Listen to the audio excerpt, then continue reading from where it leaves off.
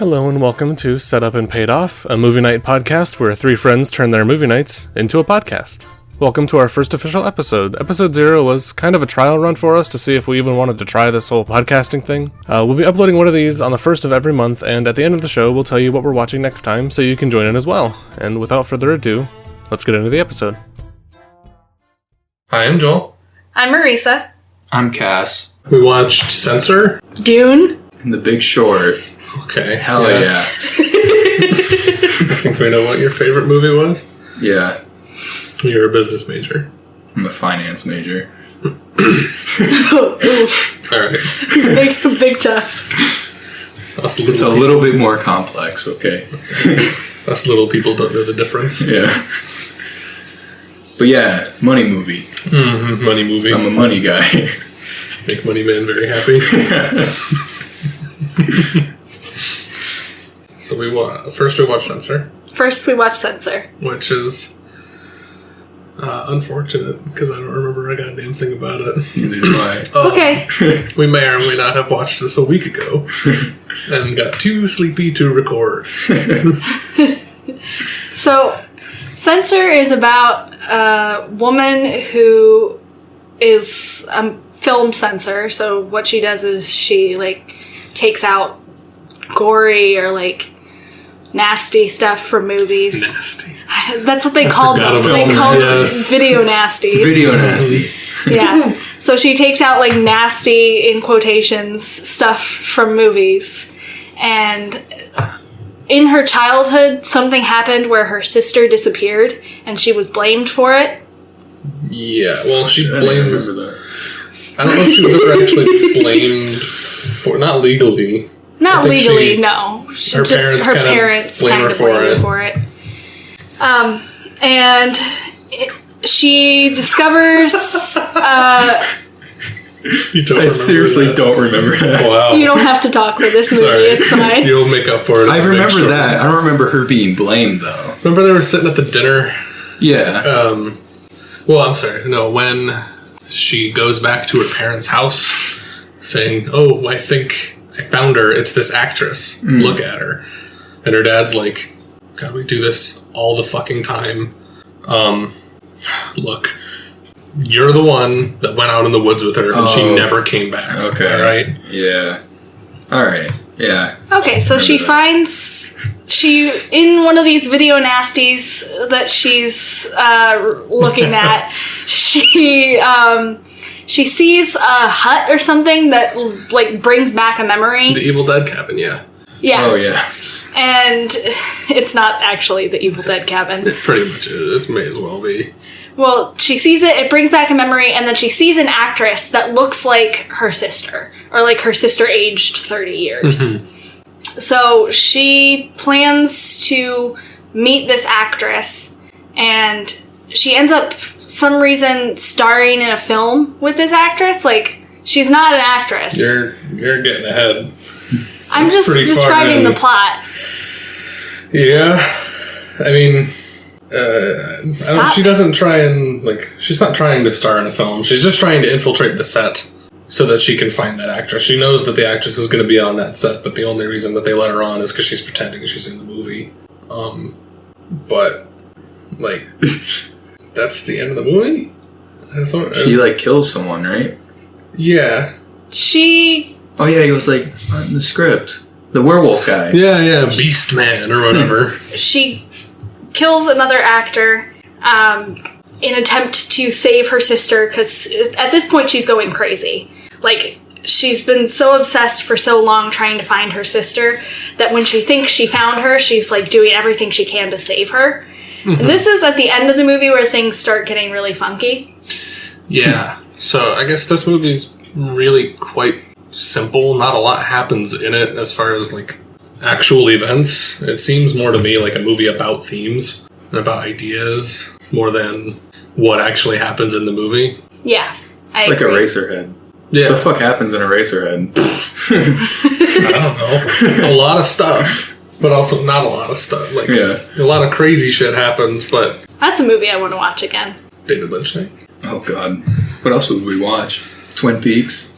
The whole show? Mm-hmm. Yeah. It's No, not we on can watch the Netflix original anymore. Dune. That is David Lynch, right? Yeah, I'm not enticed after watching the new Dune. What? Maybe I'm more enticed to see how David Lynch did it. You weren't. We'll get there. You didn't like the first or this Dune?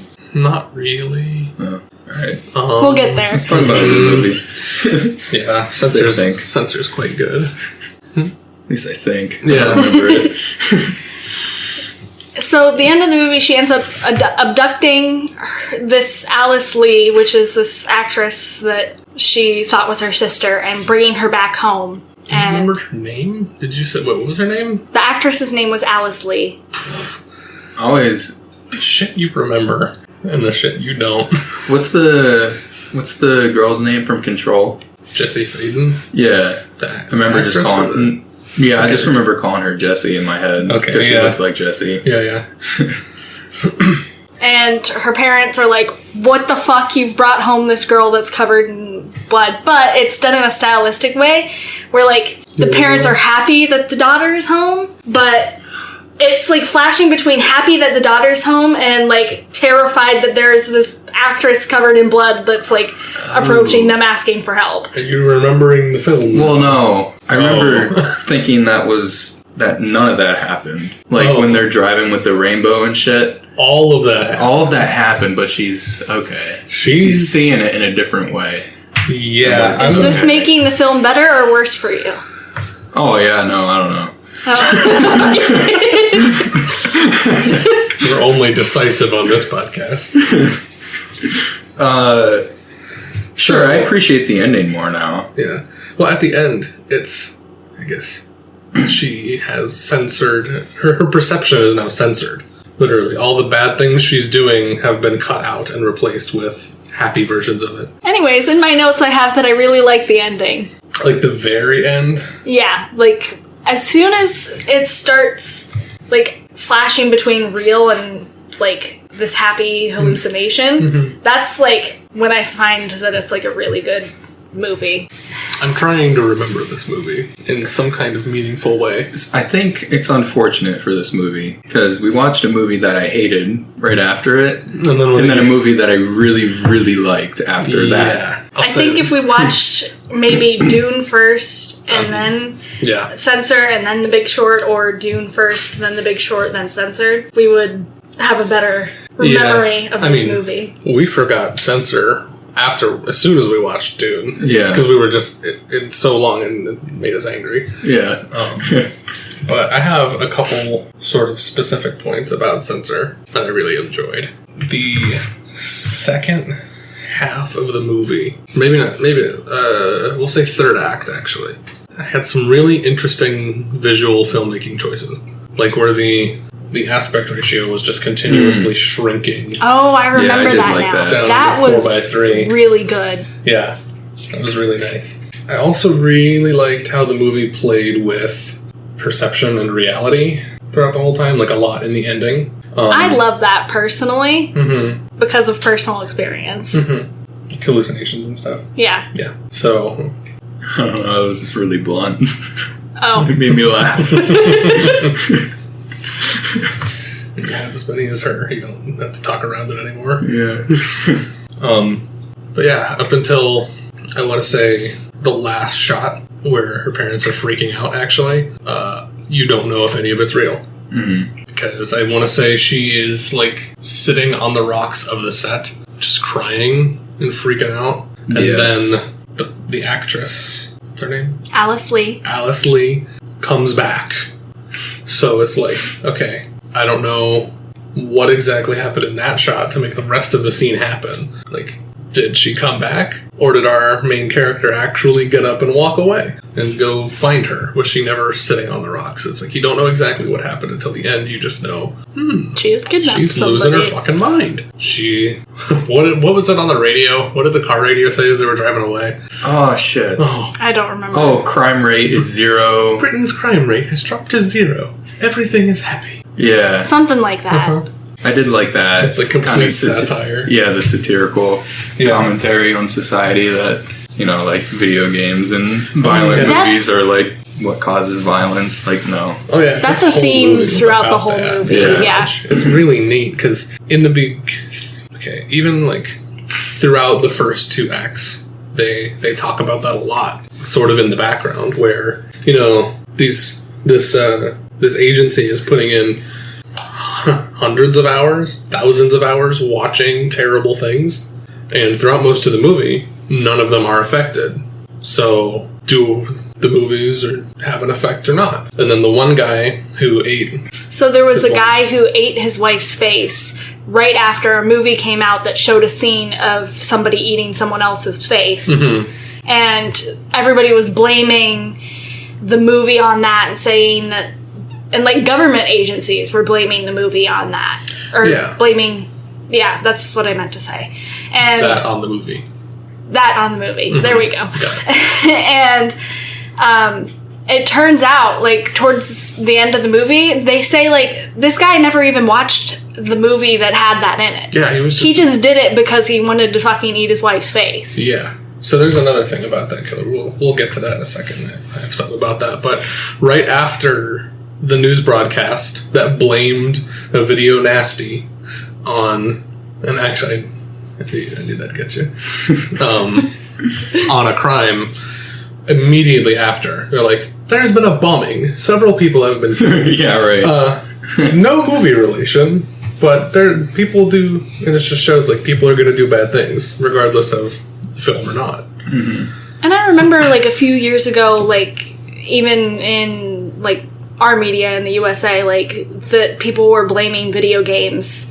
Oh, yeah, like, people blame Call of Duty on gun violence all the time. Even the Kyle Rittenhouse trial. Do they? Like, they brought prosecution brought that. They brought Call of Duty into that. They literally did. That's neat.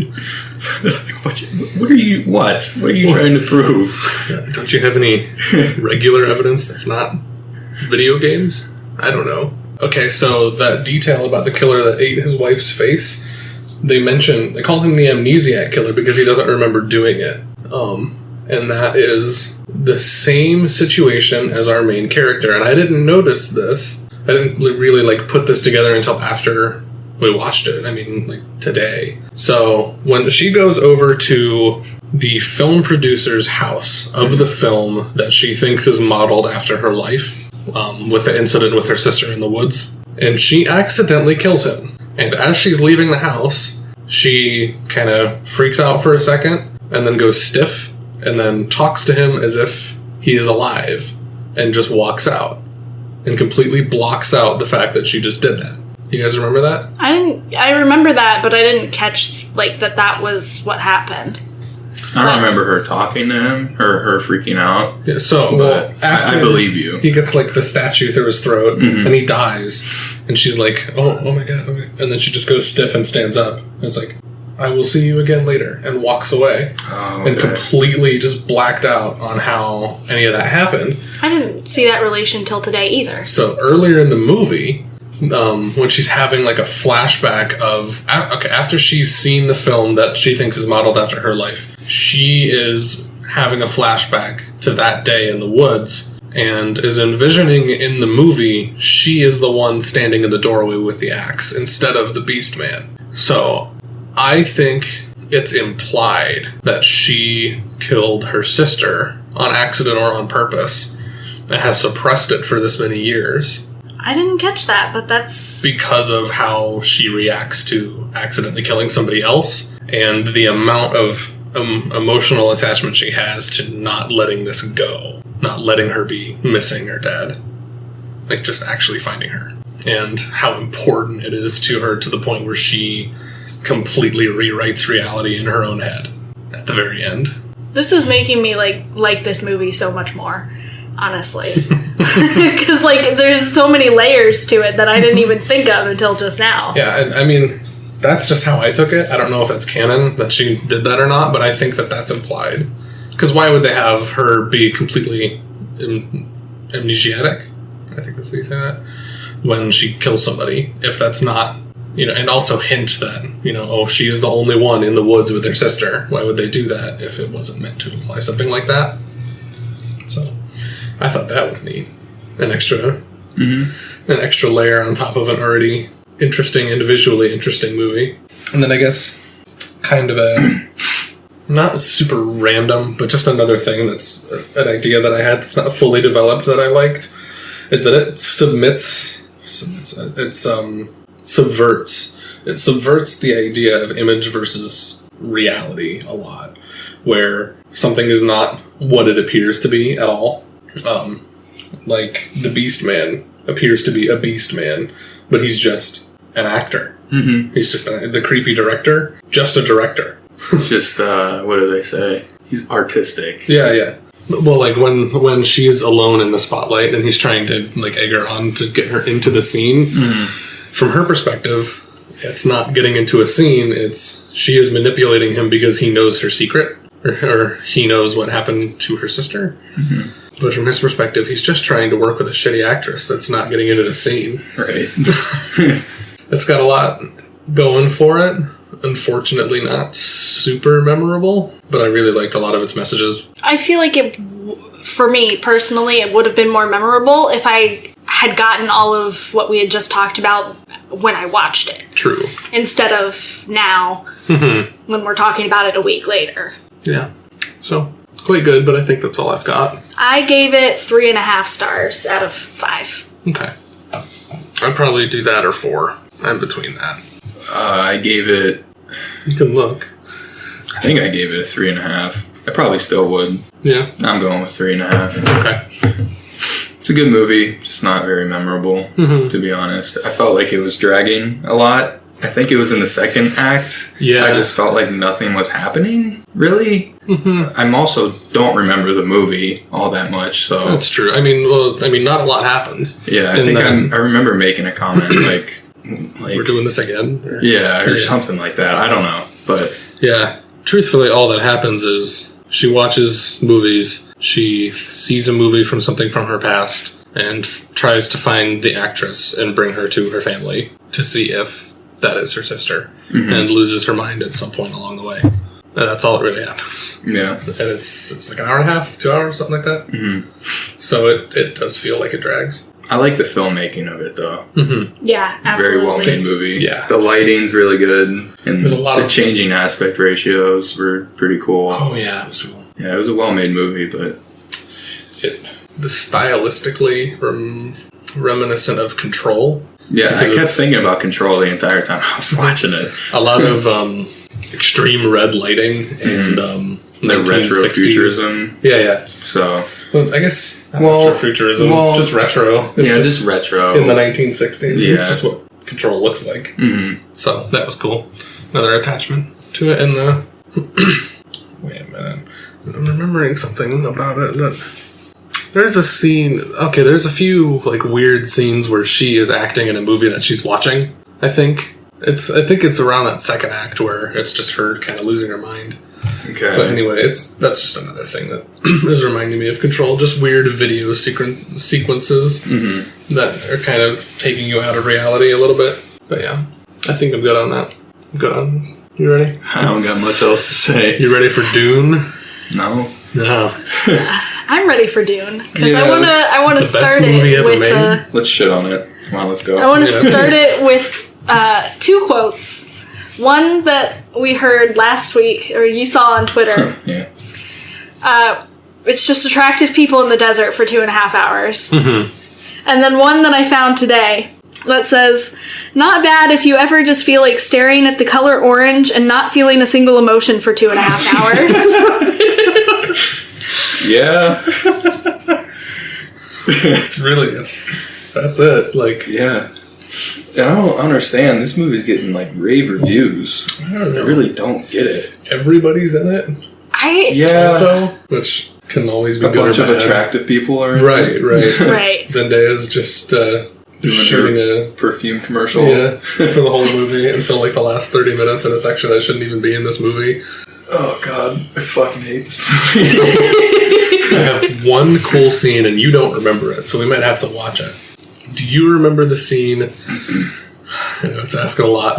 It's really bad, but I'm going to have to explain the factions to kind of get to this for a second. There's the Atreides. Yeah, the Oscar Isaac. Yeah, the Oscar Isaac. And then there is the Skarsgård. Yep.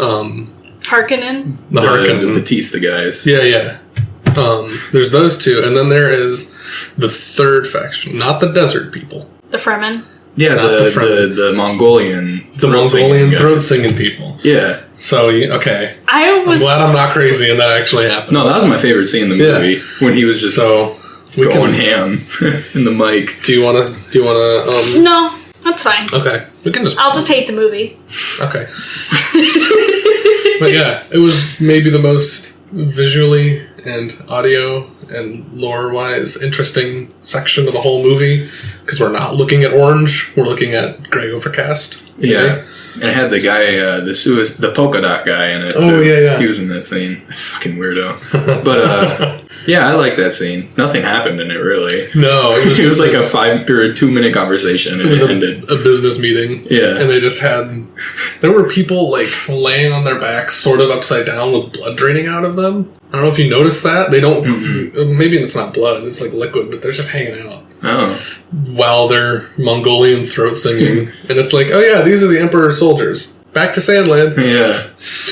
And then it's back to Sandland forever. Yeah. And you never get anything cool ever again. The worms are cool. Yeah. Okay. I do like the worms. That's true. Yeah, the worms are pretty cool. I guarantee part 2 is going to be a lot better. Just all worms. Yeah. Please. Like with what are they called? The Fremen? Yeah. Just them riding worms. It's yeah. They're going to be riding worms into battle against Skarsgård clan. It's going to be so much more entertaining, at least. Yes. That's the thing. That's my problem with this movie, is that it's boring and simultaneously, so preface this, we like boring movies. We like people talking. Yeah, we like to sit down and watch people just talk for, how long is the Hateful Eight? 4 hours? It was 3.5. Great movie. Yeah. Perfect. So, the fact that we could say a movie is boring, it means it's boring. It's really fucking dull. Yeah, this whole movie feels like sequel baiting. From the beginning of the movie, they are sequel baiting. It just feels like 2.5 hours of exposition. Right. And it's crazy. A lot of shit happens. We go from, like, Harkonnen people on Sandland. What's Abraxas? Atreides? No, that's the name of that's Oscar Isaac plan. The name of the planet. Dune. I think it's like whatever. Sandland, yeah. So we have the Harkonnen on Sandland and they leave, and then we have the Atreides being told by the Emperor to go ahead and take Sandland for the spice trade. Yeah. And then the Emperor and the Harkonnen betray and kill off the Atreides, but the fucking, what's his name? Paul. Oh, Timothée Chalamet. Yeah, Timothée.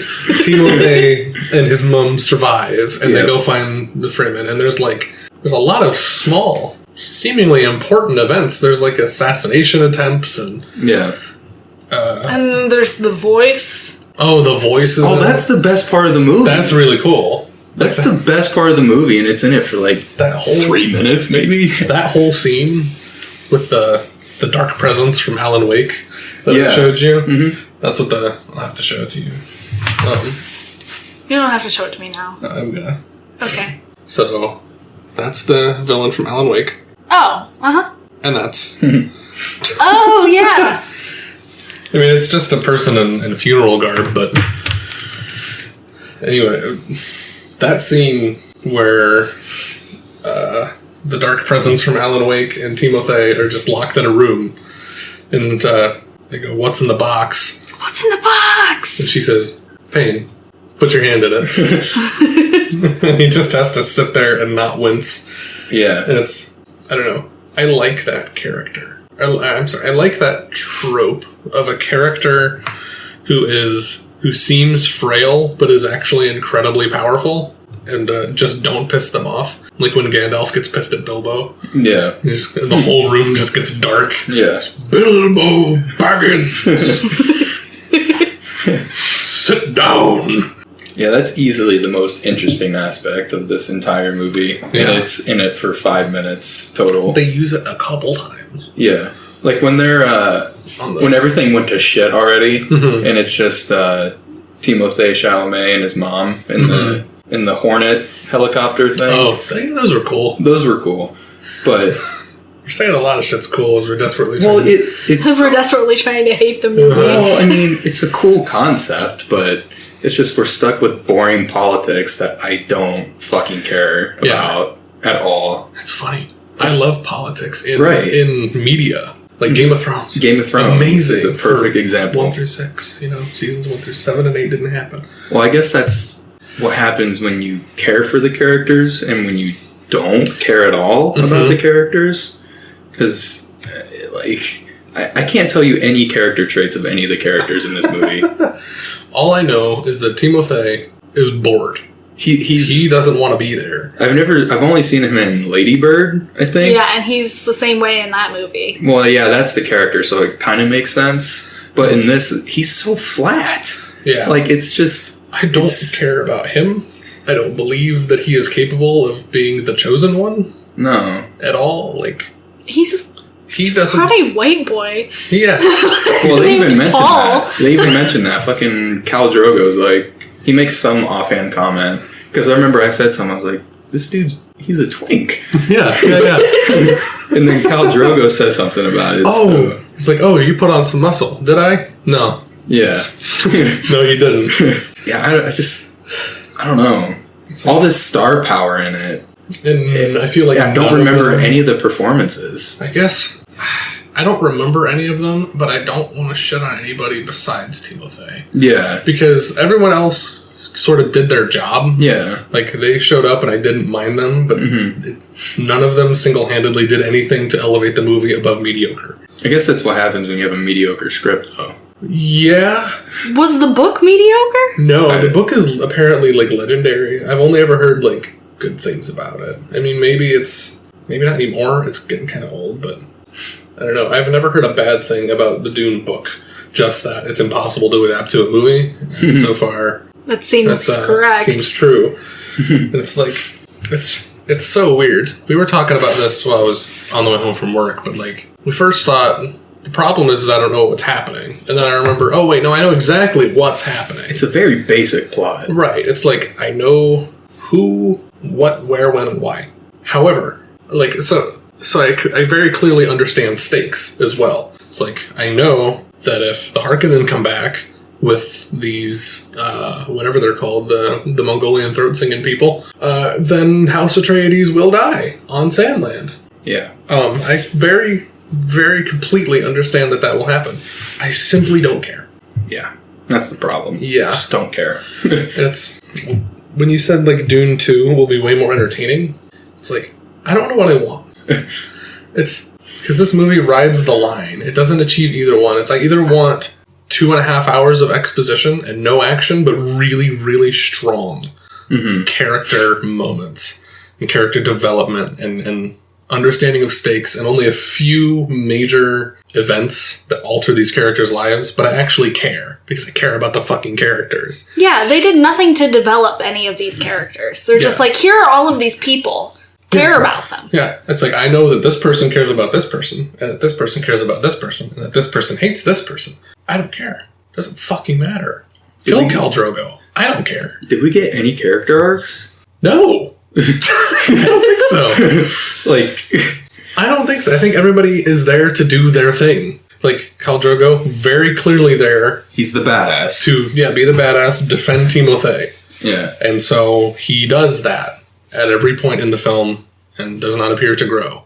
Oscar Isaac's there to die. He is there to die, to be a reasonable leader. And starts being an enemy of the Harkonnen, ends trying to assassinate their Baron or whatever it was. Which he fails. He did. He tried, though. He killed everyone else in the room, which was kind of neat. That cyanide pill had a fucking AoE. Oh, yeah, the tooth. Yeah. Who else was in this? Batista? Oh, Thanos was in this. Thanos was in this. For 35 seconds? Yeah. I really like that actor. Yeah, I love Josh Brolin. But... He's just the dickhead military guy. He was there to do that. And he trained Timothée. Mm-hmm. He insulted the native people of the planet in the meeting by, like, trying to maintain, like, court law or whatever, like, court practice. Okay. Remember that? No. Yeah, I remember that. Well, the guy, it's like, you will address him as Duke, or whatever. When the guy from Mother. Oh, okay. Yeah. We really need to start learning actors' names. His name is Javier Bardem. Thank you. I need to start learning actors' names. He's in No Country for Old Men. Okay. And he's a lot better in that movie. Yeah. And, like, what else? Oh, he, when the Harkonnen attack, Josh Brolin defends. So he did what he was supposed to do. We don't see him for the rest of the movie. I guess we assume he dies. I think he died. Yeah. Like, and if he didn't, I don't care.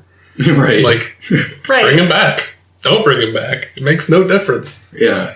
He'll just be... Oh, I can almost guarantee what's going to happen in part 2. He's going to be like... surviving out in the wasteland or something. And we're going to run into him. He's going to have like one of those suits on. He's going to have like a scarf all around his face, goggles and shit. And he's going to say some corny ass line. I can guarantee you that's what's going to happen. I was going to say you should have went for the head. Yeah, something like that. Yeah, this movie's just so dull. Yeah. It's so dull. I don't really want to talk about it anymore. I have a couple more things. Yeah. Surprisingly. Yeah. You have something? I know there is something. I can't think of it right now. Maybe you talk and won't get me to it. So, let me pull up my list. Okay, I say that this movie is very visually bland, but a lot of it is, it's intricate. It's just yellow. Yeah. The whole time. It's like New Vegas. Mm-hmm. It's the whole thing has a yellow filter on it. But, like, this director directed Blade Runner 2049. And the overhead view of the cities and the cityscapes and stuff, they look very reminiscent of that, and they look very cool. The problem is it's all made out of fucking sandstone, and I can't appreciate any of it. There's no bright neon lights like in Blade Runner to really create contrast. Yeah. It's just boring.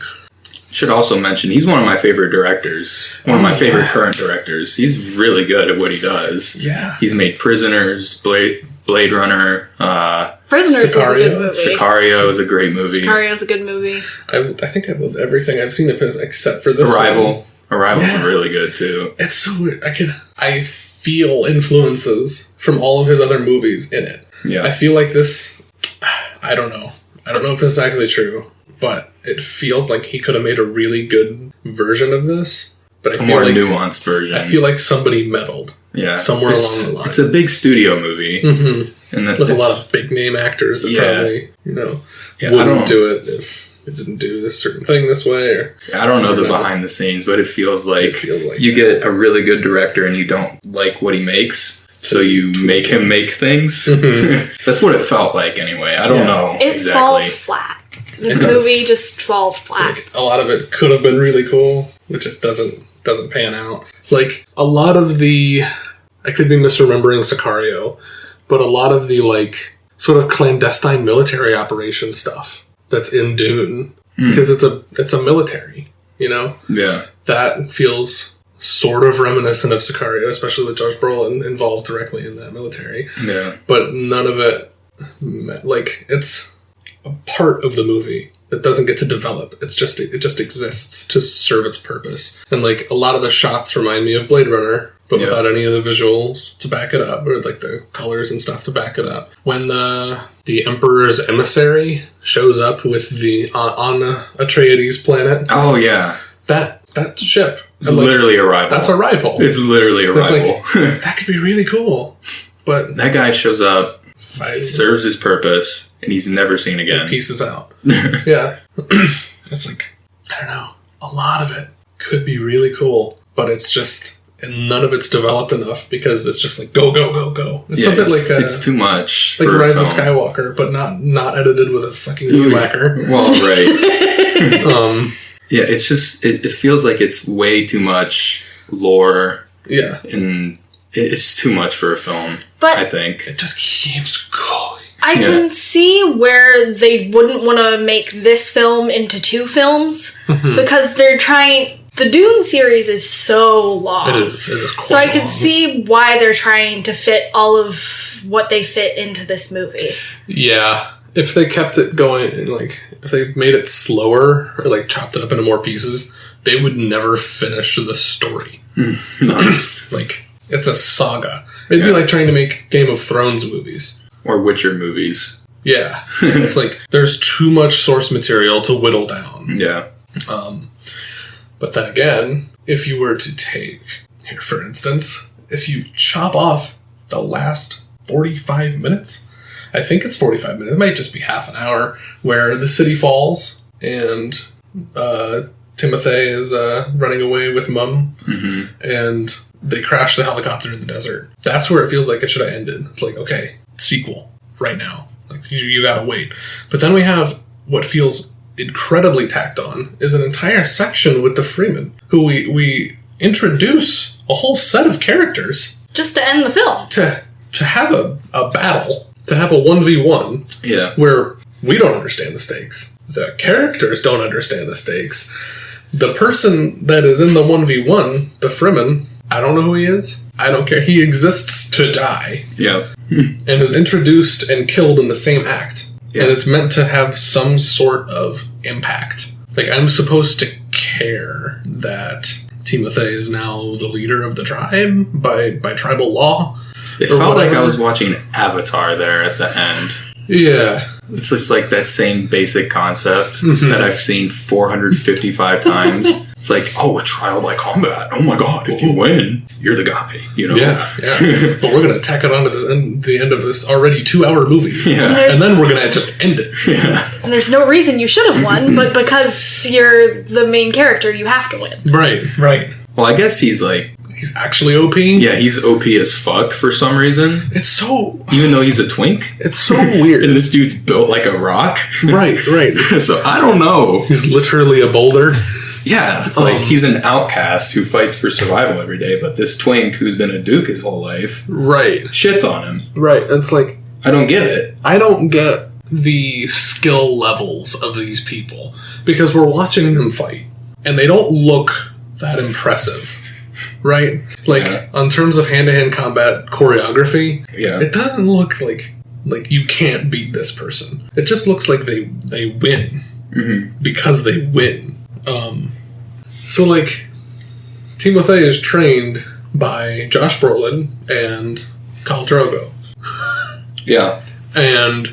So I guess it makes sense that, like... Well, but we watch those two fight, so that they beat him, right? Like, when they're in training, they shit on Timothée. We watch them fight, and it's not, like, hugely impressive. It's just... adequate and better than everybody else. Yeah, right. They both die anyway. Right, and then Timothée fights, and he's less impressive than those two, and can somehow beat a man who's constantly fighting for survival. And it's just like, I don't follow. Maybe if he had used the voice. That would have been cool, right? It would have been something that was special about this character that was previously established and then used as his upper hand. No, he fights with the tooth of Shai Hulud, given to him by Zendaya for the 5 minutes she's actually in the movie. And then he wins, and then the movie ends. They walk off into the sunset. Yeah. Quite literally. Yeah. Yeah, this movie Or the sucks. sunrise. It really... Was it sunrise? Yeah. Are there two suns? Is this Tatooine? No. I don't know. No, they walk off into the sunrise. Right, yeah, I don't care. Because they don't want to walk during the day because it's too hot and the desert will scorn them. Well, that's what the suits are for, right? I think that... I don't remember. It's a heat thing, I think. Okay. It's one of those desert problems. Okay. I'm in Ohio. I don't know. Maybe sunburn. It's fucking 30 degrees out right now. 30 degrees. It's cloudy for 60% of the year. Yeah, this movie wasn't it for me. No. If you like it, sure, go ahead. But it's not it for me. It's like, it has some cool stuff. I will mention, I'm going to watch the second part, though. Oh, yeah, absolutely. We're going to watch the second part. We kind of have to. Yeah. Because maybe they got the exposition out of the way, and now we can start getting into some, I don't know, take your time a little more. You don't have to rush through all this fucking backstory. I'm interested to see which director's going to be attached to that. If it's going to be the same one or not. Oh, I don't know. If it's getting really good reviews, maybe he'll get another chance. Mm-hmm. In our eyes, at least. Well, in the studio's eyes. Like, we can assume that the next one's going to be more action-packed And I don't think that's that director's style, really. Not like very, very specific and low-level realistic action. Right. Like a fight scene in Blade Runner or an Sicario. Assassination scene in Sicario. Yeah. But like huge Avengers-level fights. It's just not his style. Mm-mm. It's really not. Which is why so weird that his name is on it. Yeah. It's if they had chosen to let him do his thing, I doubt that we would have had those huge fights. Because those don't feel like him. No. All the really weird and mystical shit feels more like him. And it's like, when that's in it, it's really quite cool, but it doesn't stay. Because he's the kind of director to stop an action scene In the fucking middle. right in the middle, and then you have a 10-minute conversation at a dinner table with Harrison Ford and is that what you're thinking of? I was thinking of Sicario when Benicio del Toro, like, he just dips the whole action scene to go kill the cartel guy. Oh, That's I remember right. that. That's right. I thought you were talking about is it Harrison Ford and what's his name? Ryan Gosling. Ryan Gosling are fist fighting in the casino. I guess it was a casino. Yeah. And then they just stop and just like have a drink at the bar. Yeah. Or maybe that's before, but either way. We have another movie with Ryan Gosling in tonight.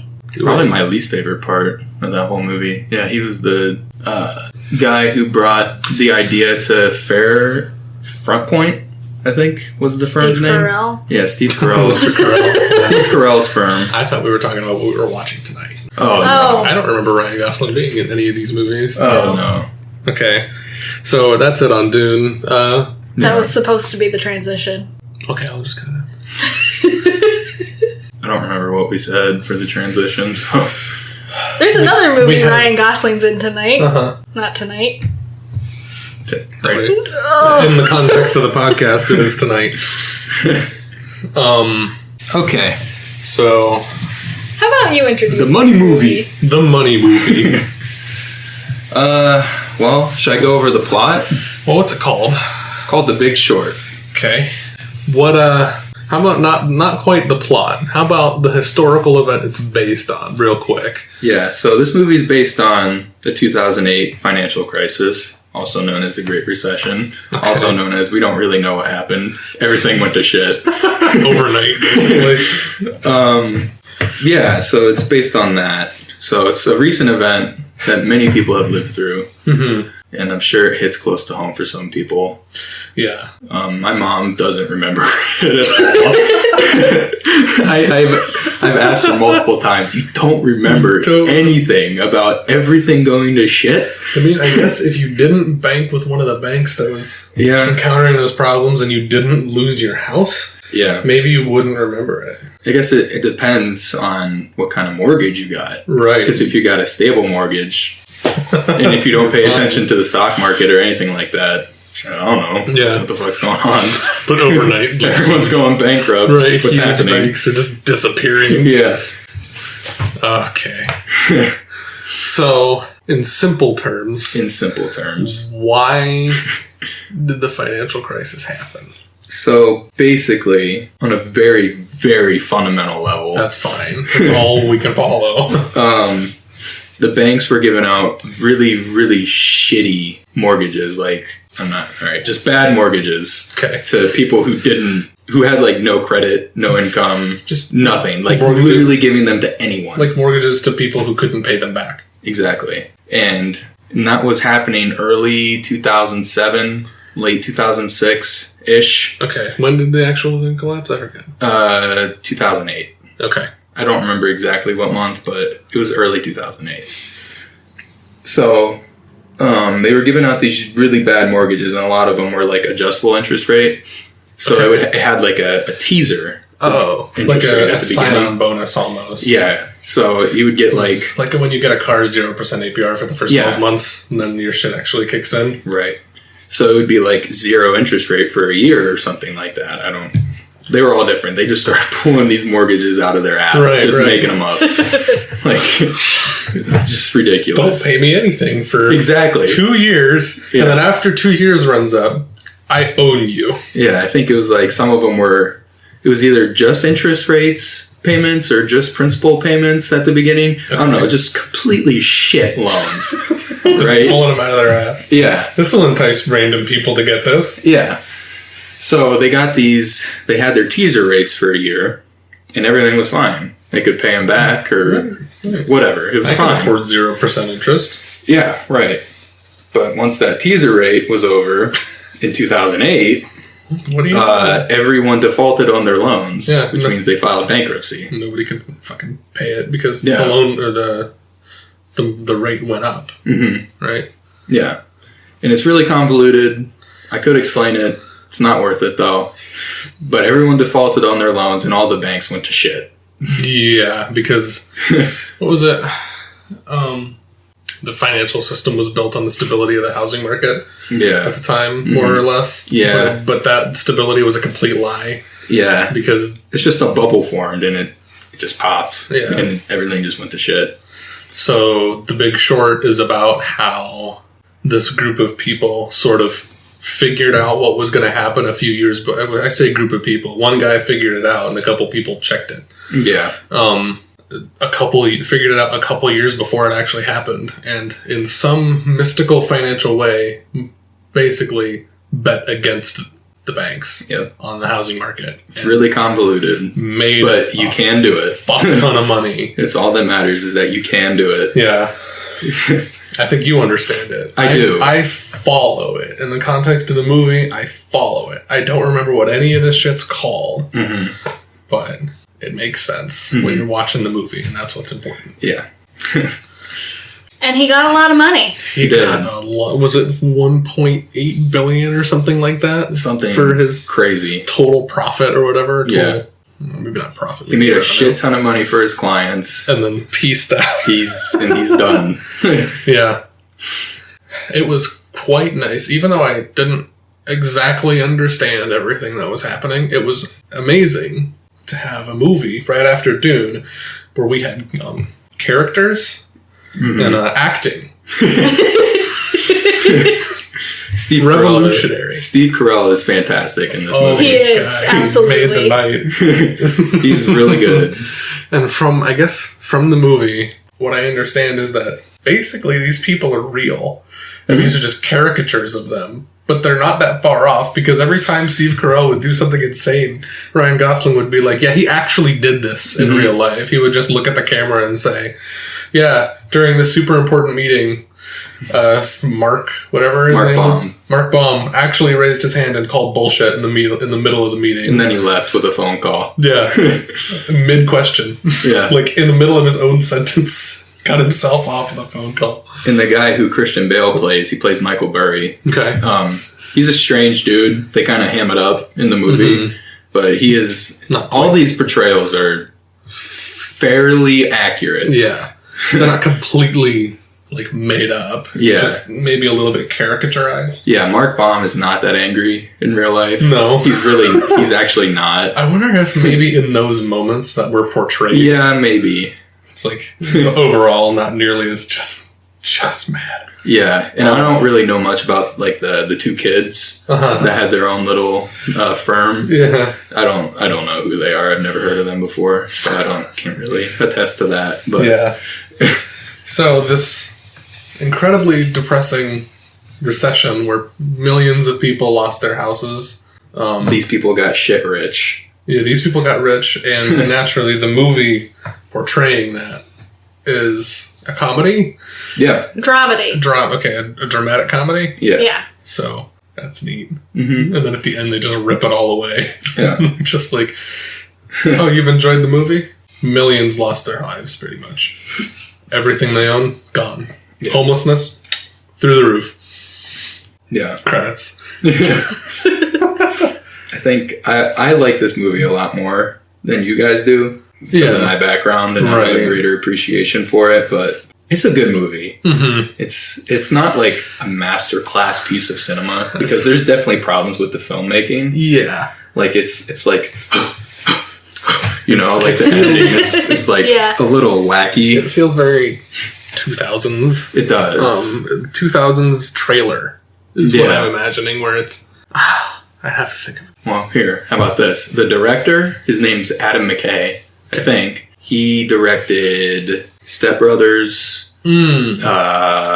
Step Brothers. Yeah, here, wait. I saw... He's been primarily a comedy director in his career, so it's kind of like a Todd Phillips situation, except this is a dramedy, but Todd Phillips is the guy who directed Joker, and he's the guy who directed the Hangover trilogy and all that kind of stuff. This is a much better movie than Joker, by the way. I'm not comparing this to Joker at all. Just the situation where you take a comedy director and give him the opportunity or put him in a situation where he has to make something more dramatic. Yeah. And you end up with funny scenes, but they poke fun at reality. Yeah. And it's not just stupid to be stupid, like Step Brothers. Right. And Anchorman, the other guy. Anchorman. Okay. Talladega Nights. Yep. All those Will Ferrell movies he's directed. Those have a special place in my heart. Yeah. I don't know if I want to rewatch them anytime soon. Maybe Anchorman because of Steve Carell. Yeah. Well, that's annoying Steve Carell to me. Is it? When he's just like yelling and it's... yelling. Well, loud's funny. Right, clearly. In this movie, I can guarantee loud is funny somehow. Yeah, almost. I mean, maybe it's not like loud is funny, but Steve Carell is loud in this movie, and he's also my favorite part. Yeah. So I don't know. Maybe sometimes it just works in the right setting. Yeah. I like when they break the fourth wall in this movie. They do it a few times. Like when Margot Robbie's in the bathtub and Selena Gomez is playing blackjack or craps or something like that. And they don't do it just to do it. It's to help you follow what's happening. Right. They explain to you in simpler terms what's happening in the movie, which is good for people that don't have a financial background that need help understanding what's going on. And a lot of people like these things. People just don't understand it. I think it was Selena Gomez. She was explaining CDOs. I was going to ask you what that was about. I think she was explaining CDOs. Those are so fucking convoluted for absolutely no reason. But then they're like, okay, so these people bet on the outcome of the game. But then these people over here bet on if that person that bet won. And then another person down the road bets on the bets on the bet. Yeah. And so on and so on and so on and so on. And it's like, oh, I get it now. You just decided to call it CDO so that simpletons like me couldn't figure it out. And you could just pull the wool over my eyes. And I think Margot Robbie, does she describe the credit swap? Like the whole way that they make the money is, I explained it to you guys before we watched the movie. She's the first fourth wall break, so I think so. I think so, yeah. It's gotta be. That's like the most important one in my eyes, because that's the fundamentals of it. It's like, this is how they make money off of this. That's why they put the most important actress in a bathtub. I'm gonna try and remember how they made the money. Okay. So, I don't remember what any of this shit's called, so I'm just gonna try and describe it. So...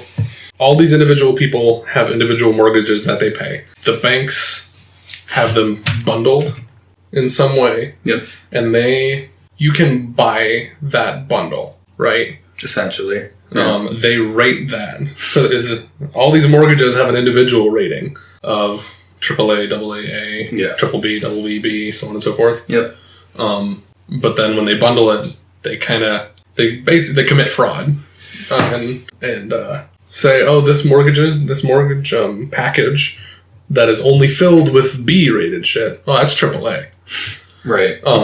By bribing the rating agencies, basically. Because there's two different rating agencies. There's Bloomberg and then there's Moody's. So it's like, oh, if you don't rate us AAA, we're just going to go down the street. Yeah, we'll go down the street and they'll give it to us. Yeah. So you lose our business. So that's how these absolute shit bonds, they're thrown into bonds, right? Okay. All these mortgages, they're thrown into bonds. And it's just, you have I don't know how many mortgages in a bond, 300 or so. We'll just say 300. And say 200 of them are complete shit. Right. It's low B tier. Maybe teetering on C. Mm-hmm. There's complete shit bonds, but they'll still rate it. They're rating AA, AAA to these really bad bonds. The rating is relative to risk, isn't it? AAA is low risk of these individuals not paying this mortgage. Yes. Okay. So in terms of bonds, if you have a AAA, the way it usually goes is AAA has no risk, but the yield on it is very, very low. So you won't make as much money, but you're almost guaranteed to make some money. Okay. And if you go down the ladder, say you're at C or something, very shit, high risk, but high yield. High interest rate. Like, you're charging this person more because they're not. So, there's individual mortgages with individual ratings. They bundle them together and give the bundle a rating that is fraudulent. Yep.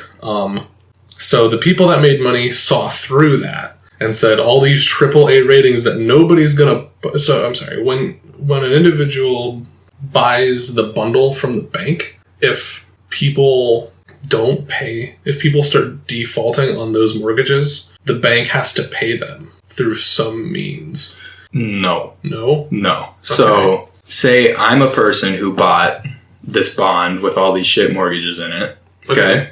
And say you're Michael Burry, Christian Bale in the movie, and you're looking through all these bonds and you see all these mortgages, complete shit tier. It's almost a guarantee that they're going to default on these mortgages. You can come to me, the person who bought that bond off the bank. Oh. And say, hey. So I'm just missing one layer. Yeah. You say, hey, I'll buy that off you, or I'll do a credit swap is what it's called. And it's basically saying, hey, if this bond goes to shit, I have to pay you. But if the bond goes up in value, you have to pay me. Okay?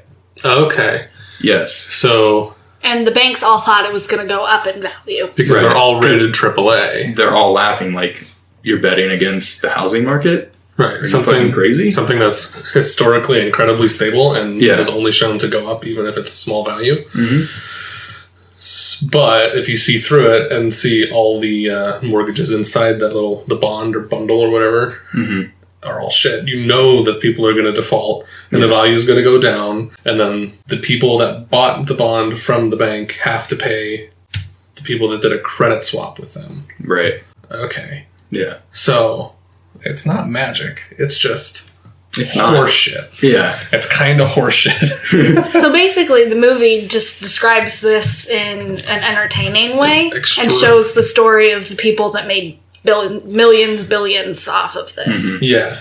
And I think it also does a good job of, towards the end, making these characters realize that they got rich because people lost their houses. Yeah. And it's like one person, Michael Burry, Christian Bale's character, he makes his money for his clients and he quits. Yeah. He's done. So he's done with the industry. I don't want to do this anymore. Mark Baum, even before he even sells, like I was a little confused. I know it's the same principle as kind of like stocks, where if you hold it through, it'll like as the people that want to buy it back get more desperate. They offer more money, like they're worth more. But then you also have to balance it with these banks are going to go under completely, and you have to sell it before there's no money left. Right, there's no bank. Right. So, was he not selling it in order to get more money, or was he considering not selling to, like, on moral grounds? It's like, I'm not willing to take money from this horrible thing that has just happened. Because he holds it till like the last minute and still doesn't want to sell, as the bank is like, people are leaving the bank, packing up their office. Yeah, I'm not sure. I feel like I don't really know what happened in history, but I feel like if that was his principle, like he doesn't want to make money off of people losing their houses, then he probably shouldn't have bought into this contract to begin with. Yeah. I feel like that character is very interesting because he does everything out of spite for the system that he works in. So because he hates it. He says he loves his job, but he fucking hates it. He just walks into anger management, cuts everybody off, and then takes a phone call and leaves. Like, he is an angry person. But I feel like in the context of the movie, the reason he got into it was because he saw a way to fuck over the system and make banks lose a lot of money. But then towards the end sort of realized how horrible this is for all the working people. I remember Brad Pitt shows up because I remember the two kids, they're getting really excited because like shit's going down, and then he's like, why are you celebrating? All these people don't have houses anymore. Yeah. It's like, oh, what did he say? It's like, our profits are up by a huge margin after some meeting in Vegas or whatever. And they literally do a dance. And he turns around and is like, the fuck are you doing? Mm-hmm. Yeah. And that Brad Pitt's character was already out of the game for similar bullshit. Yeah. It's like, I don't want to do this anymore. But I'll do it for you. I hope I don't grow that bitter about the financial industry. I wonder if you'll end up... Who are you going to end up like out of this whole cast? Mark. The guy with the baseball bat. Oh, the Italian guy. Yeah. just fucking pure anger all the time. Everyone's angry. Michael Burry's not. Ryan Gosling isn't either. I feel like I'm gonna be Ryan Gosling. Just sarcastic. Yeah. And just kind of a dick. Yeah.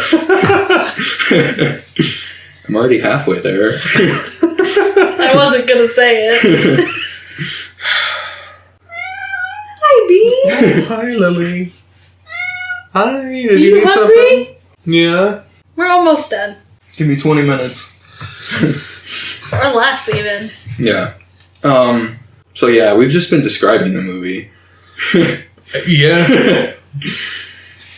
Haven't really done a deep dive on it yet. I mean, I don't know. It's just like... I don't have There's anything not really much to say. So I don't know about you guys, but I was like enthralled with the story and like the whole finance thing behind it. So I wasn't really watching it as a piece of art. It was almost a documentary to you. Yeah, it was. I would agree with you because before we even watched the movie, you explained it to us a little bit. Yeah. So I think I was watching it from from the terms of how you explained it, rather than as like a film. Yeah. And it's like, it's just a real event. Yeah. Sort of thing. So it's probably the best way to portray this event because you can't do it in an artsy sort of cinema way. Yeah. God help you if you try to do a financial like A24 movie that has to describe the like intricate workings of a banking system. It's like maybe you could do an A24 movie from the perspective of the guy whose landlord wasn't paying his mortgage. Mm-hmm. It's like that would be a really, really... That would be a horror movie. A tight-knit character study. Yeah. Very depressing. But this movie has to tackle so much. Yeah. That the only way to do it is to have Margot Robbie in a bathtub. Yeah. And just say, let me lay it out for you. Yeah, right. I know you're lost. Yeah.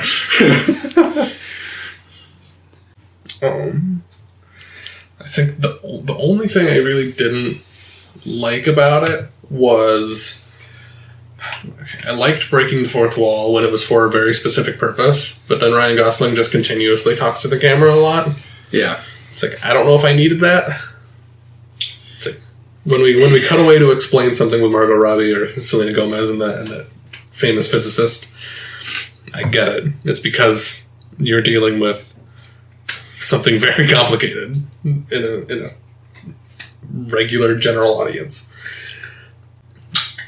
But that being said, I don't know if I need Ryan Gosling constantly turning to the camera and saying, "Watch me do this," or yeah, he was definitely my least favorite part of the movie. Mm-hmm. I don't know.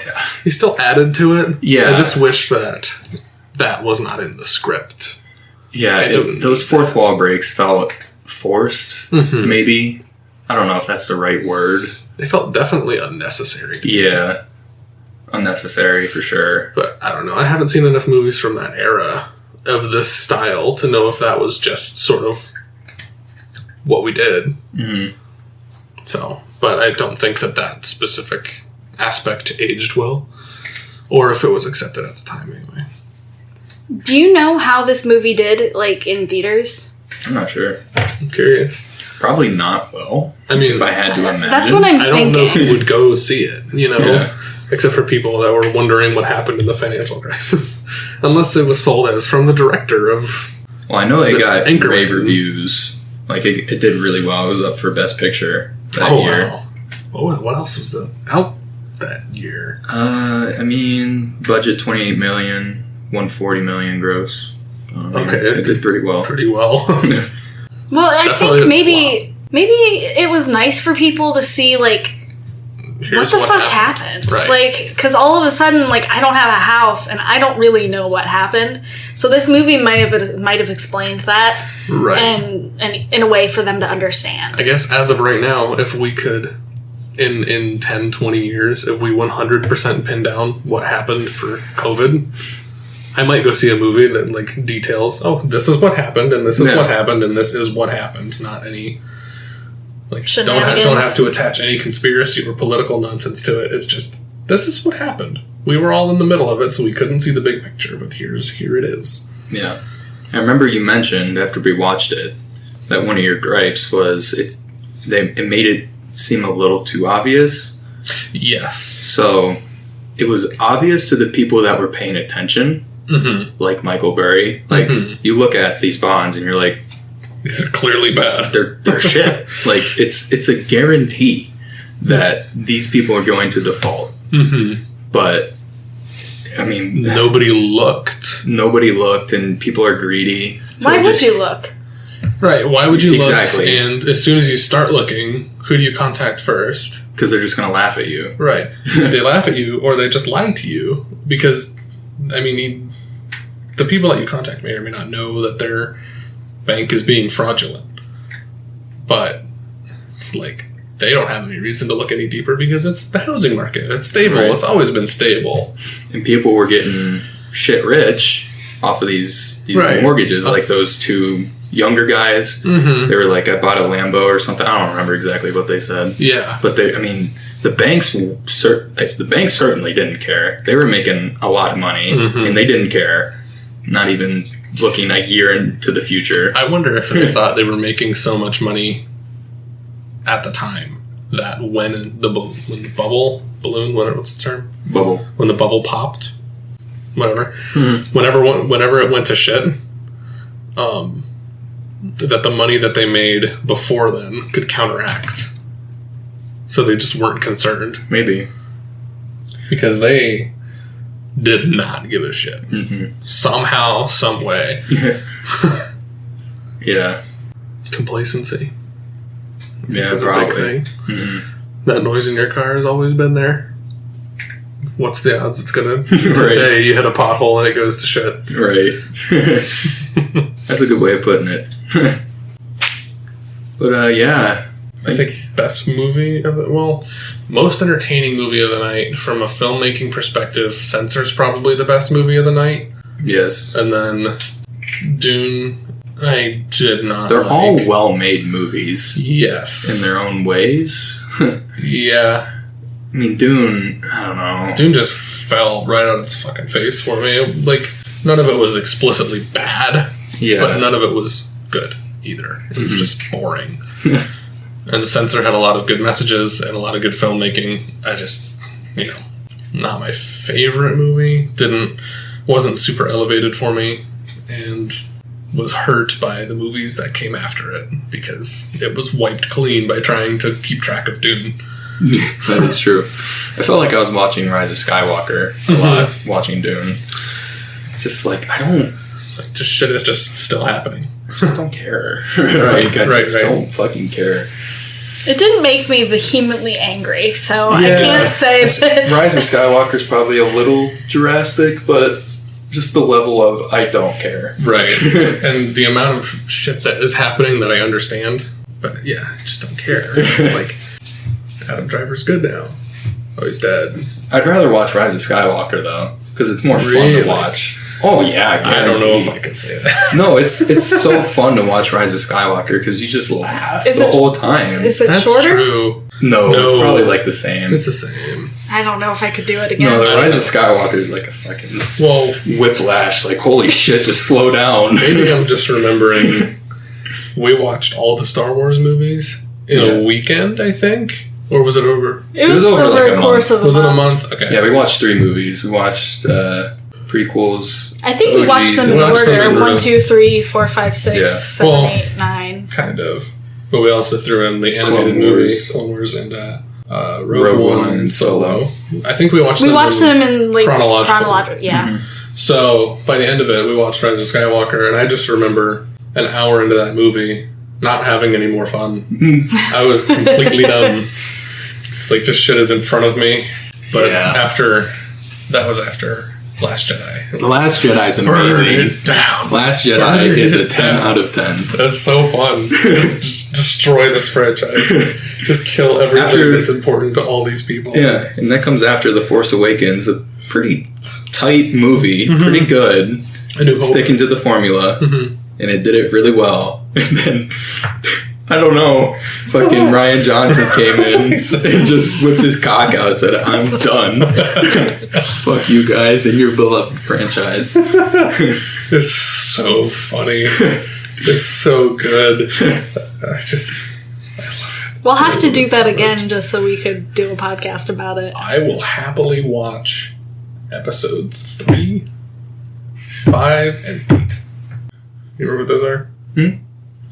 Those are the Sith, Empire, and Last Jedi. Yeah. Those are the I want to watch The Force Awakens, too. Okay. That's pretty good. It's my second favorite Star Wars. No, it's my second favorite Star Wars. What's first? Revenge of the Sith. Okay, yeah. we can also pick and choose some scenes. We can watch Duel of the Fates. Yes. And then we can watch the Darth Vader scenes from Rogue One, where he's a monster. And we can watch the World War I scene from Solo. Yeah. And then we don't have to watch 2.5 hours building up to Duel of the Fates. Just watch Duel of the Fates. Right. We've derailed. And with that last derailment, that concludes episode 1 of Set Up and Paid Off. Next time, we'll be having a Kurt Russell / Quentin Tarantino night, so we'll be watching The Hateful Eight, Once Upon a Time in Hollywood, and Death Proof. Thanks for listening.